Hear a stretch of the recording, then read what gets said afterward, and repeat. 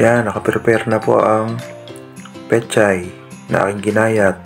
Magluluto po tayo ng chicken ginisang pechay. Yung po chicken doon, leeg lang po. Yan po, ready na rin po ang sibuyas, bawang at leeg ng manok. Hiniwa-hiwa ko na rin po yan. At yan po, titimplahan natin ang chicken leeg. Lagyan na ng paminta. Nilagyan na ng asin. Nilagyan na ng bitchin. Yan, bitchin. Yan, hilalo-halo. Para mag-hiwalay-hiwalay ang lasa. Para masarap. Tapos, lagyan na natin ng mantika.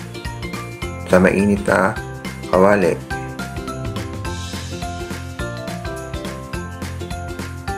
Tapos, ginisa na ang sibuyas, onion. Sinunod na ang bawang. Ginisa na rin ang bawang. Sumunod, nilagay na rin ang manok at ginisa na rin ang manok. Papulahin niyo po ang manok para ma-flavorful. Flavorful po siya, masarap. Papulahin niyo ang manok, igisa niyo mabuti. At ilalagay na ang pechay na ginayat. Yan po, marami po yan. Pero pag naluto, lumiliit, umuunti, kahit marami.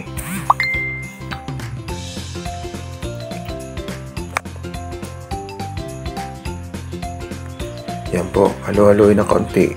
Para konti-konti lang halo. Baka tumalsik ang pechay, masayang, takluban. Para maluto-luto. Yan, hinalo-halo uli o. Para yung mga nasa ibabaw maluto. Halo-halo lang. Halo-halo lang po.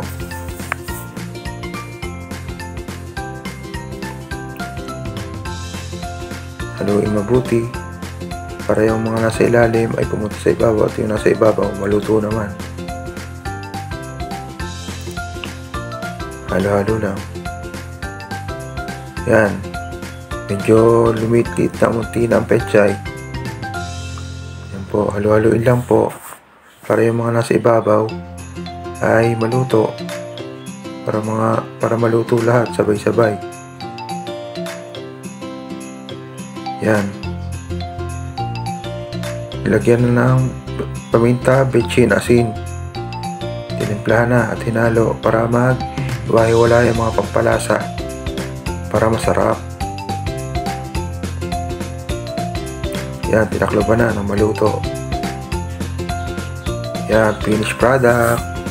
Tapos na, finish na.